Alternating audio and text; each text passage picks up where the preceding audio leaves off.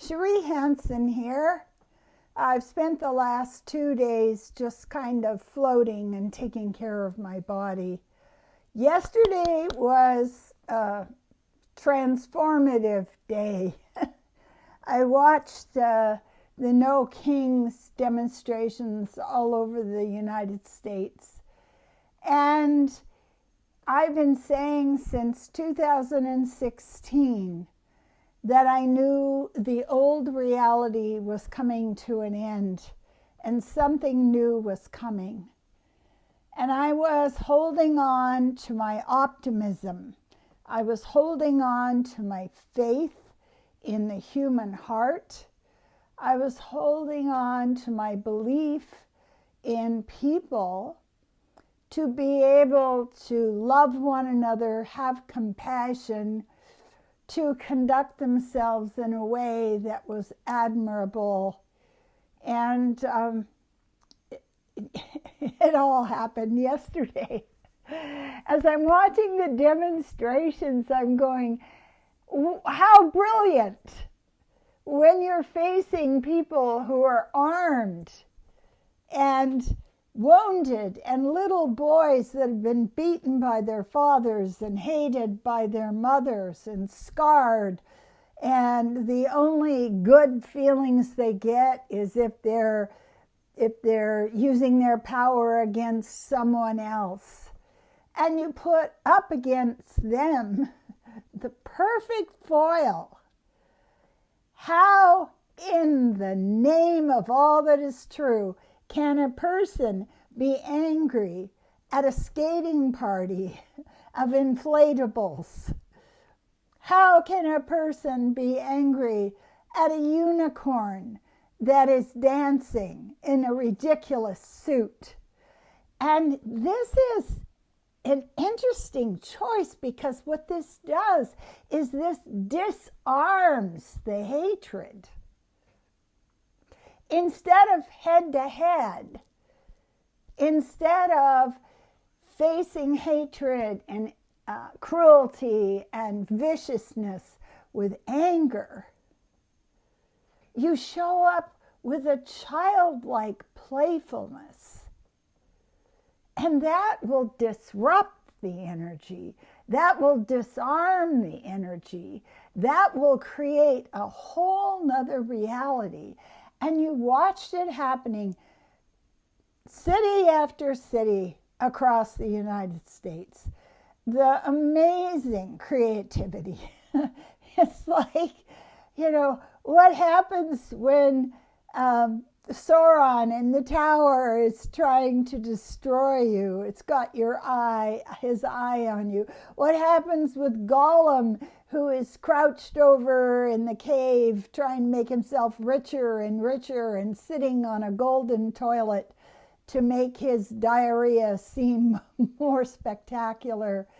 What happens when you meet that with the joy, playfulness, and innocence of a 5 or a 7 or an 8-year-old child? We got to see that. We got to see what happens when you have people who have guns pointed at you and you take out a bubble blowing toy and fill the air with bubbles. And I watched one clip that I thought was really beautiful. One of the demonstrators came up to the heavily armed soldier and put a pink flower on his uniform. It wouldn't stay, so he kept trying. As he kept trying, I'm watching the soldier's face. He finally gets it to hang on his collar, and the soldier just breaks out into a great big smile, because it's ridiculous. I've got a blow-up unicorn trying to give me a pink flower. How do I deal with that? So this was a thing that happened. And I want to point out Todd, who was the guy who began the inflatables. He was swathed in anger. He was posting on social media his hatred for the cruelty he was seeing, and he had his mind kidnapped. Because when we're in a place where we see cruelty and we think the only way to fight that cruelty is with hatred, we just feed the cruelty. When you get into a place where you're striking back and you're making yourself a dark, fearful energy, you have no power against that enemy. And I looked at him, and for me, the story is him. He is a bisexual man who doesn't fit the template. He wouldn't be cast as a hero in any movie, kind of short and puffy with a beard and not commanding at all. He puts on the frog uniform in June and goes out to face the armed soldiers with his frog uniform. And what happens is alchemy. He changed. He stopped posting hatred. He stopped letting that seed of anger be planted in his heart. And he began to dance. He began to dance toward the soldiers who all backed up from him because they were terrified. They didn't know what to do with this use of energy. It's not in their lifespan. They don't know. It's not on their timeline. And so this is something that really moves me. When we allow a challenge in our lives to make us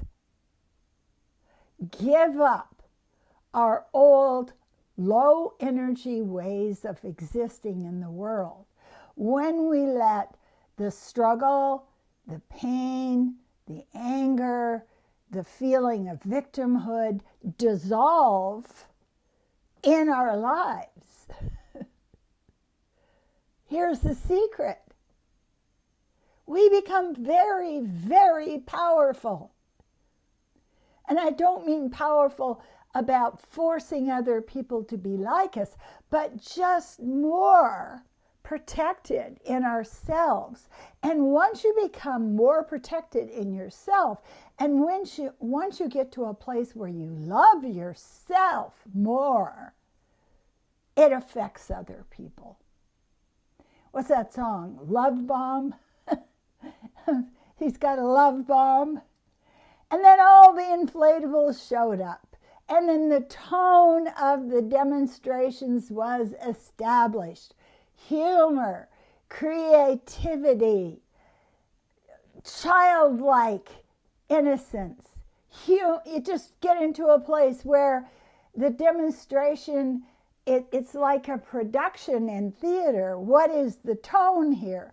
The tone is rising above, coming in with a high vibration, and refusing to let yourself be captured by the hurt, the damaged, the shattered people who have broken hearts. You're not a victim then. It was quite the day. It was quite the day. Thank you so much. Please subscribe to my videos. I intend to get back on them more rigorously now that I have gone through the gates of the Japanese flu. It's like getting on a bus tour. It's like, get on the bus, you're going to ride the virus bus. Do I have to? Yes. And so now I can start focusing on things that are dearer to my heart. I see when things are changing. I see when people are changing. I see when a new way is coming. And we're in that now. We're in a time where we've made up our minds that we're going to love bomb. We're going to hang that pink flower, damn it, on that soldier carrying a killing weapon, no matter how many times we're going to try.